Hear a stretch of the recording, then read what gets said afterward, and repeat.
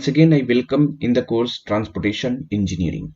So in Transportation Engineering, we have discussed the design of pavement and design of pavement. Firstly, I have discussed the what is the difference between the flexible and rigid pavement, and then how to design the flexible pavement. So flexible pavement में हमने देखा था कि बहुत सारा method को analyse किया था, like what is group index method, what is California bearing resistance method, what is California bearing method, modified California bearing ratio method, and then Burmister elastic layer theory.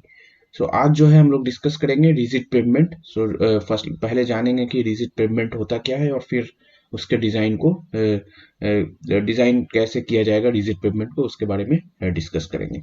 So rigid pavement में generally जो types of pavement होते हैं वो cement concrete pavement जो है वो recommend किया जाता है. और जो इसके डिजाइन में जो सबसे अहम जो एक थ्योरी है दैट इज कॉल्ड जो दिया गया था एच.एम. वेस्टरगार्ड्स ने दिया था, उस पे हम लोग डिफरेंट डिफरेंट स्ट्रेस को एनालिसिस करेंगे eight critical position, like what is the stress at the interior edge and the corner, and we will see the expression given by the H.M. Westergaard. After that, IRC recommends the IRC says that the interior stress is not that much critical as compared to the edge and corner, and IRC recommends the how to modify the Westergaard analysis for the edge and corner.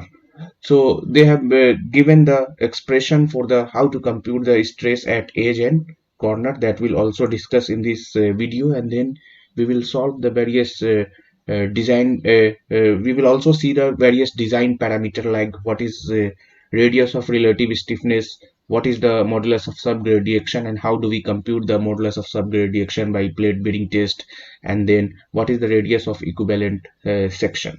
So let us say कि होता क्या है. सबसे पहले तो rigid pavement में हमने discuss किया था कि रिजिड पेवमेंट में सबसे पहले क्रॉस सेक्शन देखा था कि हमारा सबसे नीचे जो होगा वो सॉइल सबग्रेड के ऊपर आपका बेस कोर्स एंड देन आपका सीमेंट कंक्रीट होगी. ठीक है. तो इसमें हमने देखा था कि जो लोड का जो ट्रांसफर होगा वो due to the slab action होगा. हमने फ्लेक्सिबल पेवमेंट में देखा कि लोड जो ट्रांसफर होता था वो grain to grain. So cement concrete pavement represents the group of rigid pavement. The load carrying capacity is mainly due to the rigidity and high modulus of elasticity of the slab itself, that is slab action. H.M. Westergaard is considered the pioneer in providing the rational treatment to the problem of rigid pavement analysis. Or Westergaard analysis consider the rigid pavement slab as a thin elastic plate and resting on soil subgrade, which is assumed as a dense liquid. So what is the design parameters in the rigid pavement? So what are the various design parameters? The first design parameter, that is called modulus of subgrade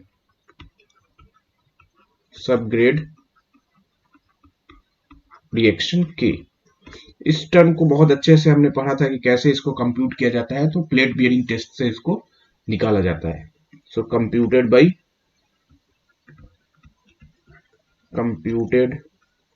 by plate bearing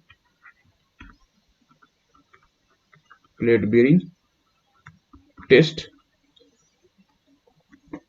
Modulus of subgrade reaction can be computed as K is equal to P by delta, where अगर K जो है modulus of subgrade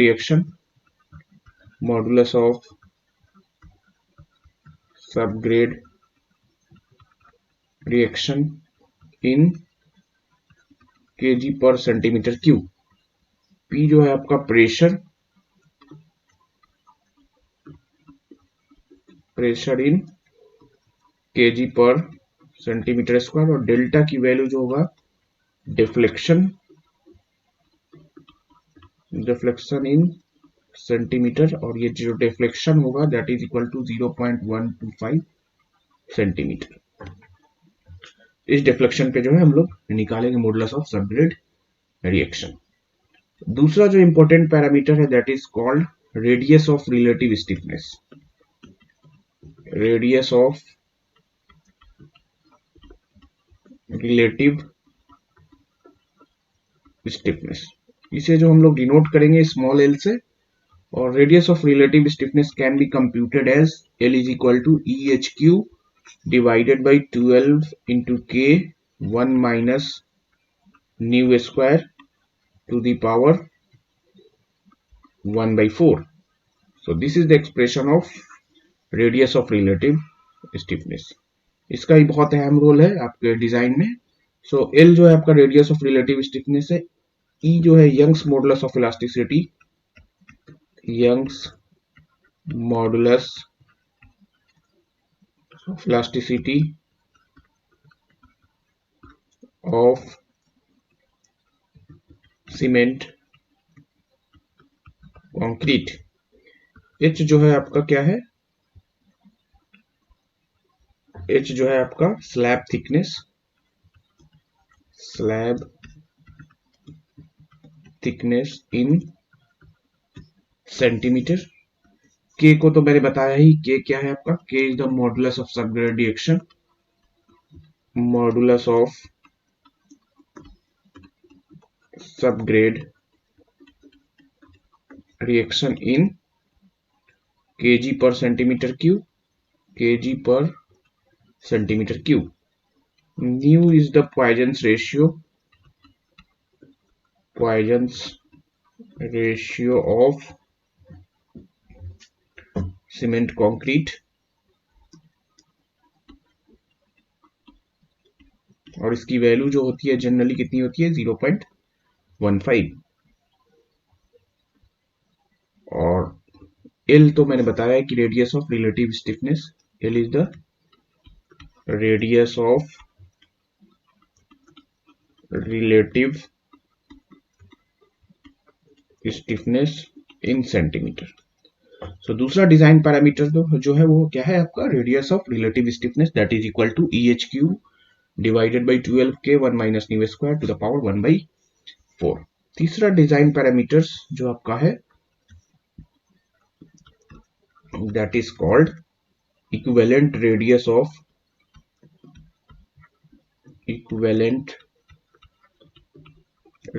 of resisting section.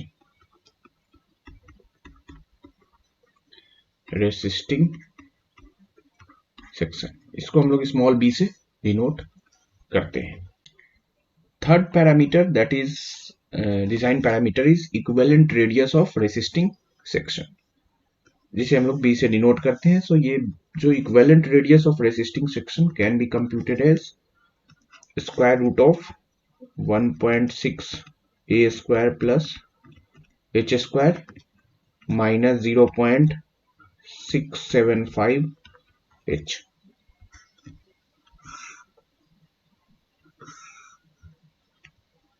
if a is less than 1.724 h, otherwise b is equal to a if a is greater than equal to 1.724 h, where a जो है आपका radius of contact area, h जो है slab की thickness, और b के बारे में तो बताया कि equivalent radius of resisting section है. सो ये तीन डिजाइन पैरामीटर्स जो बहुत इंपॉर्टेंट है. The first one is modulus of subgrade reaction, second one is radius of relative stiffness, and the third one is equivalent radius of resisting section. अब थोड़ी सी जिक्र कर लें कि stresses in rigid pavement. Stresses in rigid pavement.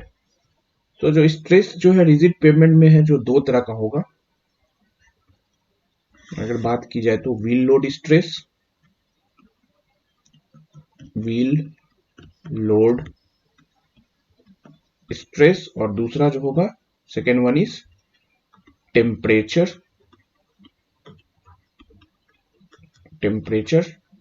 stress. This temperature stress is further divided into two parts. That is आपका first जो होगा वो वार्पिंग स्ट्रेस. ये किसकी वजह से होगा? Due to daily variation in temperature.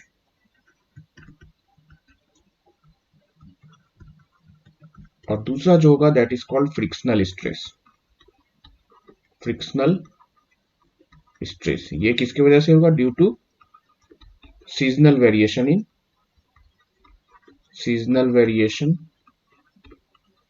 In temperature. Wheel load stress में जनरली जो होगा क्रिटिकल जो होगा आपका व्हील लोड स्ट्रेस जो होगा stress at interior, stress at edge and stress at corner, ये जो है आपका क्रिटिकल है। उसमें भी फिर आईआरसी ने जब कंसीडर किया तो आईआरसी ने बोला कि ये दो स्ट्रेस इज मोस्ट, आईआरसी ने जब कहा कि एज और कॉर्नर पे ही जो है आपका क्रिटिकल स्ट्रेस है, इंटीरियर पे उतना क्रिटिकल नहीं है। तो दो ही स्ट्रेस को उन्होंने आईआरसी ने सजेस्ट किया, या मॉडिफाइड वेस्टरगार्ड जिसे बोला जाता है कि हाँ वो वेस्टरगार्ड थ्योरी को। सो ये जो इंटीरियर और एज और कॉर्नर पे जो स्ट्रेस निकाला गया due to the wheel load, वो स्ट्रेस के एक्सप्रेशन को वेस्टरगार्ड साहब ने बताया कि हाँ क्या होगा इसके एक्सप्रेशन को। उससे पहले एक और साइंटिस्ट ने बताया कि हाँ सिर्फ जो आपका जो स्ट्रेस जो होगा सबसे ज्यादा जो क्रिटिकल होगा वो हमारा कॉर्नर रीजन पे होगा, और कॉर्नर रीजन पे उन्होंने पॉइंट लोड लेके उन्होंने स्ट्रेस को एक्सप्रेशन को बताया that is equal to 3p/h²। तो पहले उसके बारे में डिस्कस कर लेंगे, फिर हम लोग वेस्टरगार्ड के बारे में डिस्कस करेंगे, फिर हम लोग मॉडिफाइड वेस्टरगार्ड थ्योरी या आईआरसी मेथड्स को भी डिस्कस करेंगे। सो व्हील लोड स्ट्रेस जो होगा आपका एटी गोल्डबेक, इन्होंने क्या कंसीडर किया कि A T Goldbeck indicates that many concrete slab filled at the corners, जो आपका कॉर्नर्स पे जो है as compare to interior and edge, corner stress को उन्होंने सबसे क्रिटिकल माना। He derive the at corner load formula due to a point load at the corner of the slab. So let us say कि SC जो है आपका corner stress है, so that is equal to 3p/h² according to A T Goldbeck, where SC जो है आपका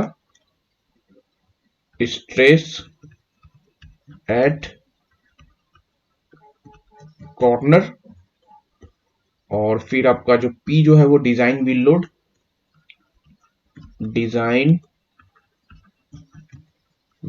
load, और H जो है आपकी थिकनेस ऑफ पेवमेंट है आपकी, जो ये स्लैब थिकनेस जो बोलते हैं, ठीक है। अब फिर वेस्टरगार्ड साहब ने फिर क्या बताया कि वेस्टरगार्ड ने बोला कि आपका जो स्ट्रेस जो है वो लेट अस से कि ये हमारा ये पोर्शन को मैंने बोला दिस पोर्शन इज इंटीरियर, ये आपके जो है वो कॉर्नर के स्ट्रेस है,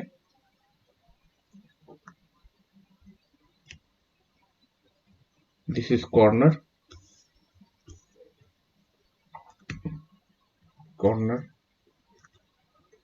एंड दिस इज एज, यहां के स्ट्रेस जो है एज।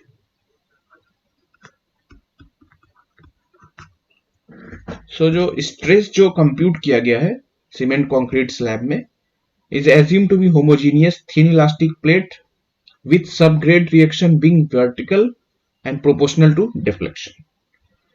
इंटीरियर स्ट्रेस जो कंप्यूट किया गया है वो the stress interior stress is less, interior stress at the interior is less value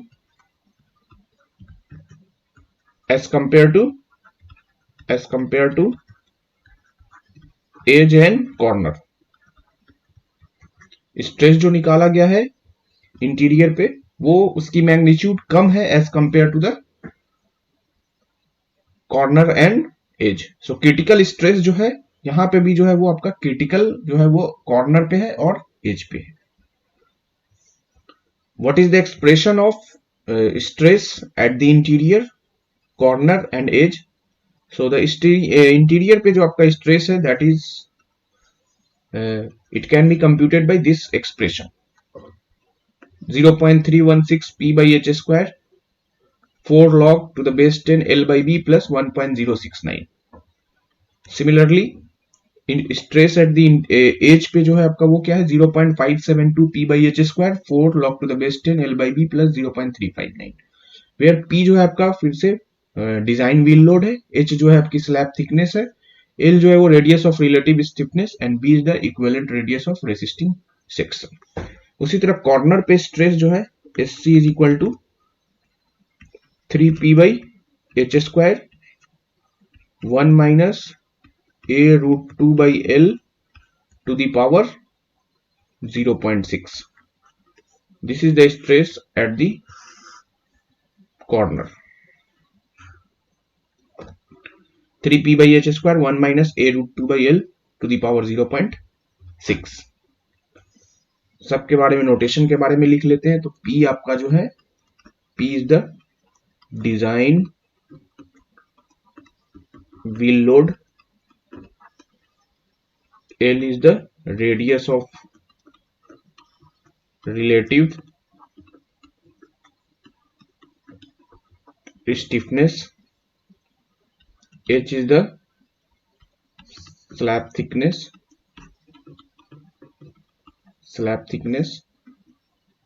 B is the radius of equivalent radius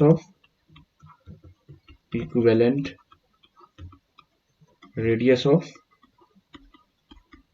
resisting section.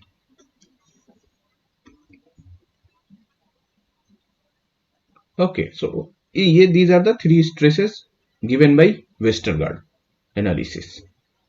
Now IRC recommends that the stress at the edge and corner is most critical as compared to the interior. So इन्होंने जो फिर से the expression given by the Westergaard उसको modify किया अलग अलग scientist ने। Sutherland ने आपको एज पे जो एज स्ट्रेस जो वेस्टरगार्ड साहब ने दिया था उस पर थोड़ा सा मॉडिफिकेशन किया और एक नया स्ट्रेस का एक्सप्रेशन दिया जिसमें Poisson's ratio of the concrete वो भी पिक्चर में आया। तो उसी चीज को यहाँ पे the IRC recommends the formula for stress at edge and corner. तो स्ट्रेस एट एज जो है आपका क्या है, stress at edge that is called SE 0.529 p by h square 1 plus 0.54 new और न्यू। यहाँ पे अगर मैं न्यू यूज किया हूं तो यहाँ पे भी न्यू ही यूज करूंगा 0.54 न्यू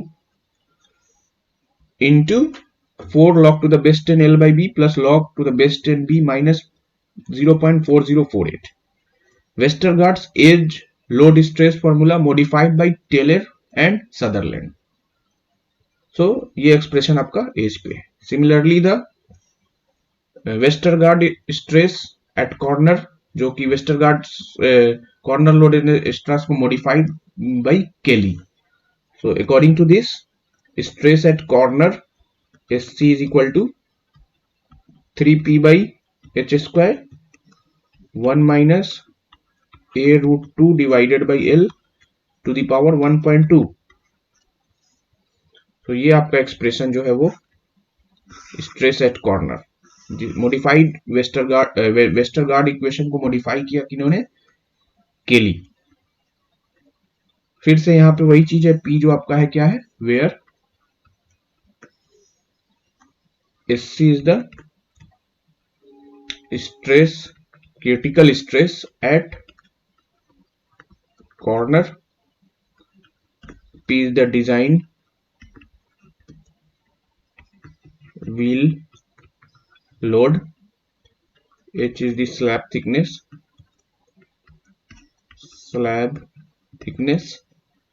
और ये जो है आपका रेडियस ऑफ कॉन्टैक्ट एरिया और L जो है आपकी radius of relative stiffness.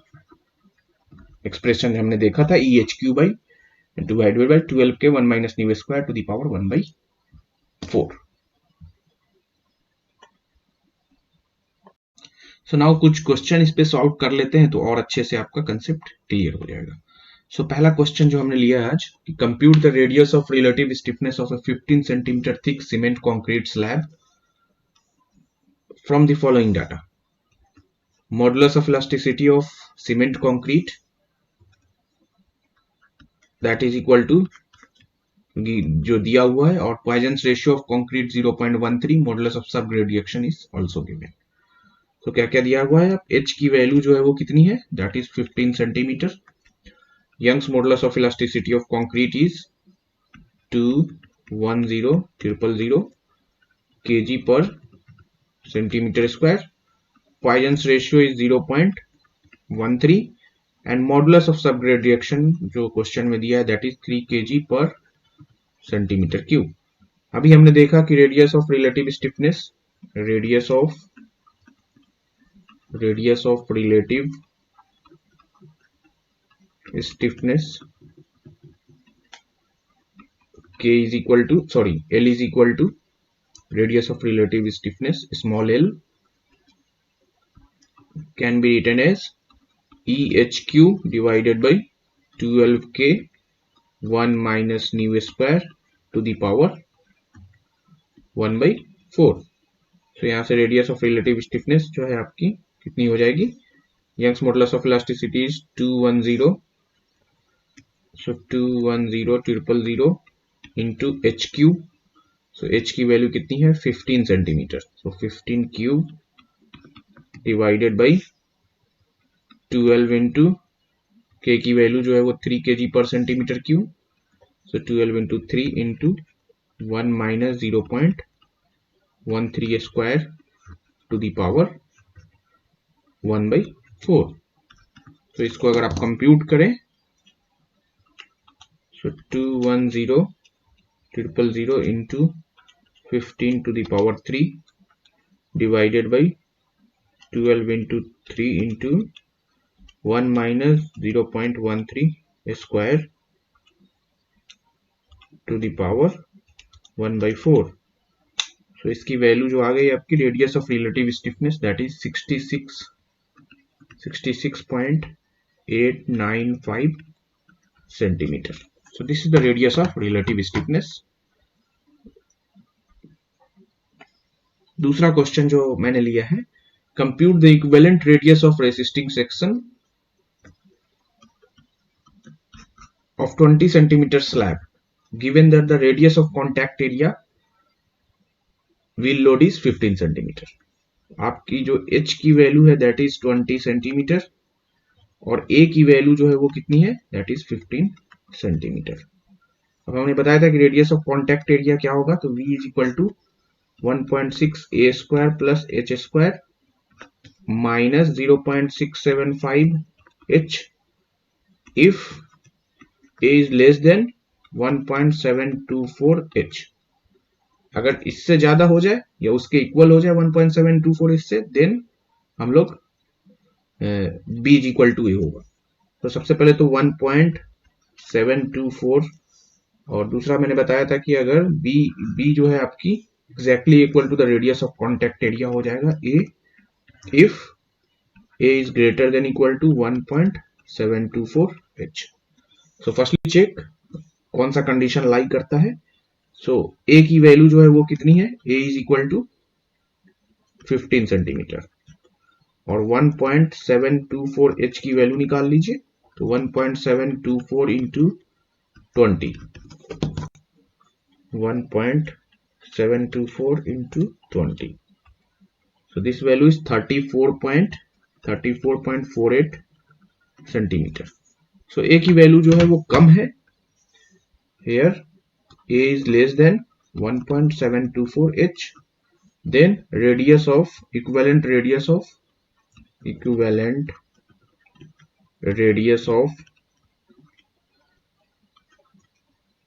radius of resisting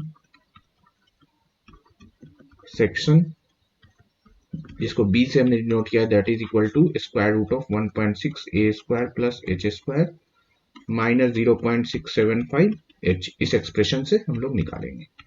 so square root of 1.6 into 15 square plus A की वैल्यू कितनी है 15 और एच की वैल्यू जो है वो 20।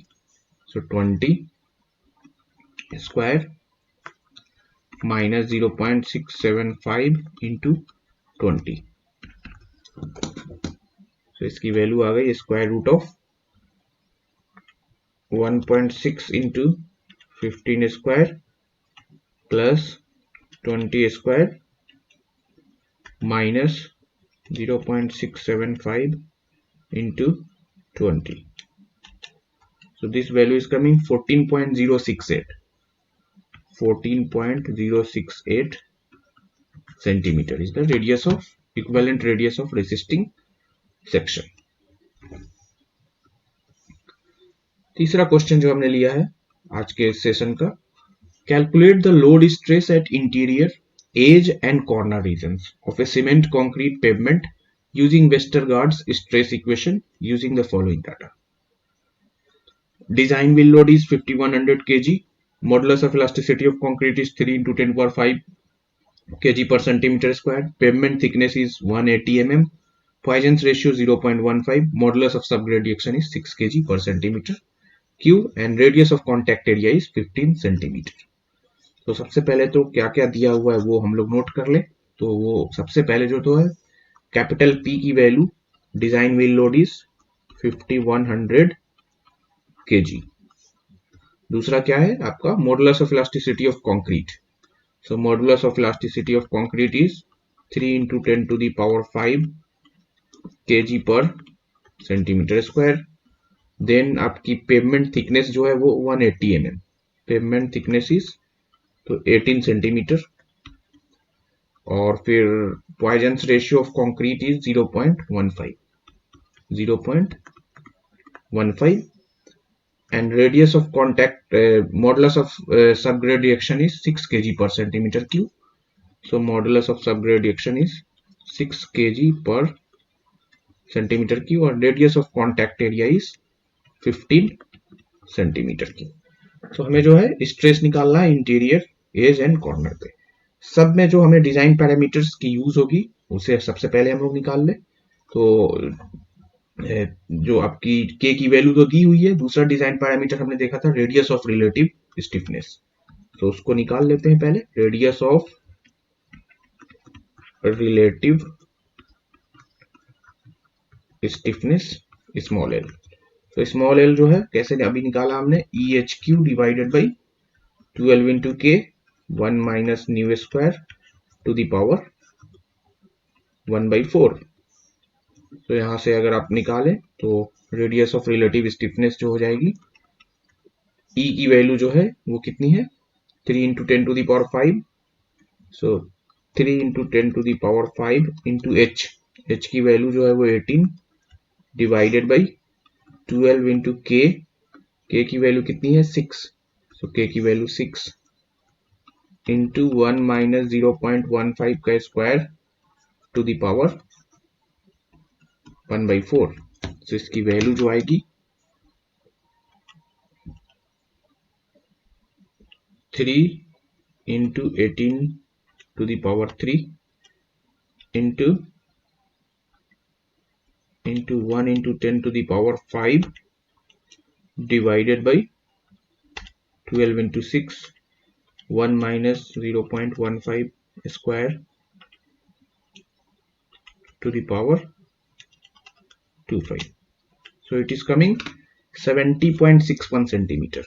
Radius of relative stiffness is 70.61 centimeter.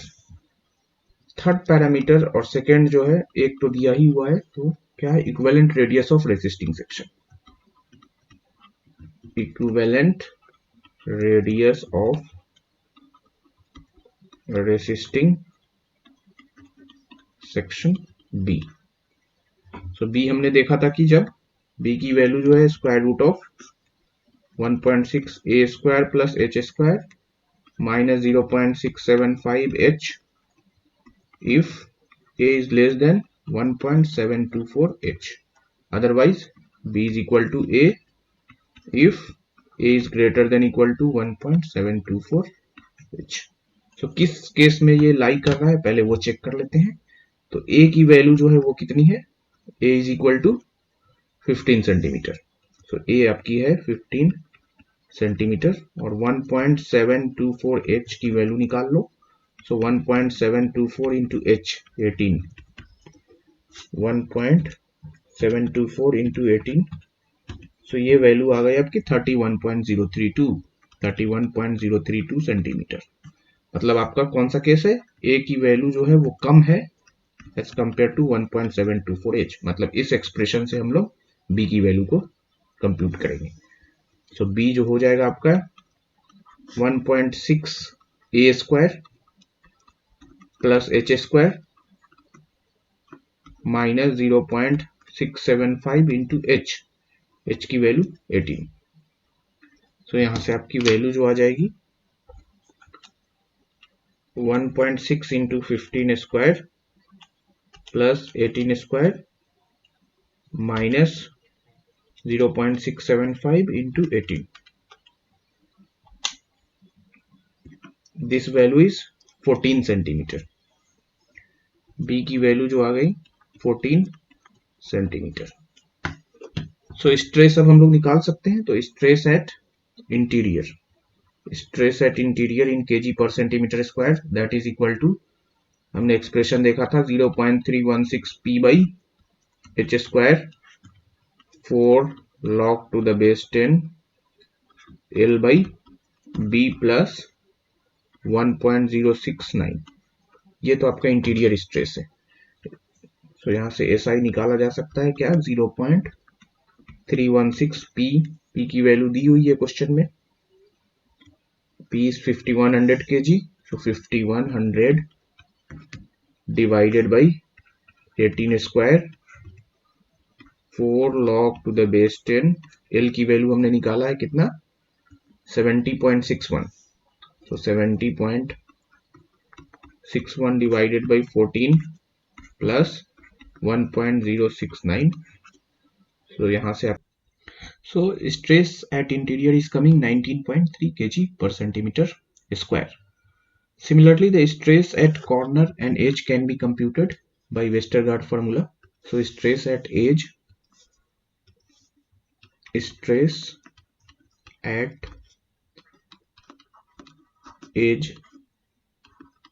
denoted by SE.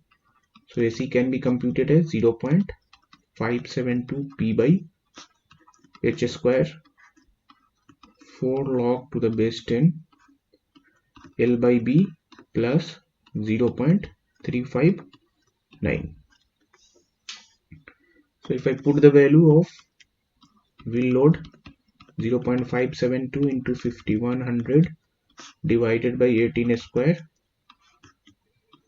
4 log to the base 10, the radius of relative stiffness is 70.61. So 70.61 divided by B is 14 plus 0.359. So this value is 0.572 into 5100 divided by 18 square 4 into log to the base 10, 70.61 divided by 14 plus 0.359. So this value is coming 28.54 kg per centimeter square. 28.54 kg per centimeter square. Similarly, stress at corner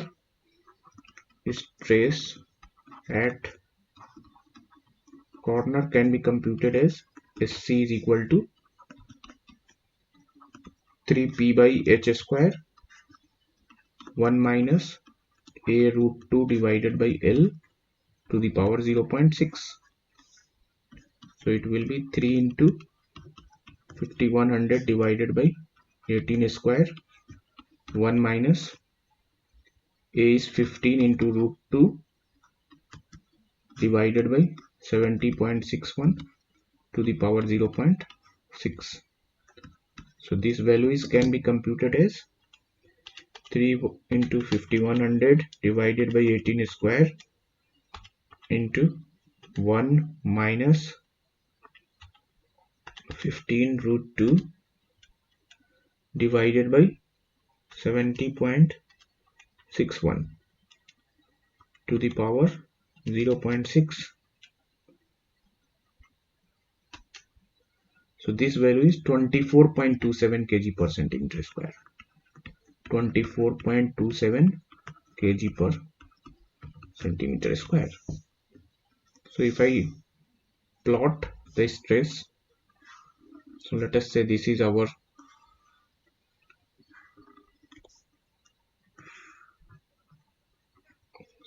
stress at interior is how much? So this is 19.3 kg per centimeter square. Stress at corner,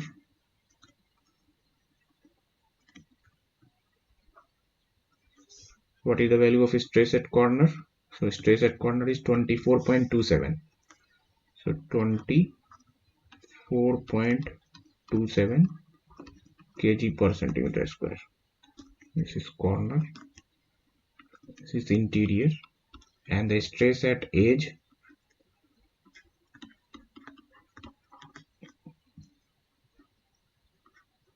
here stress is 28.54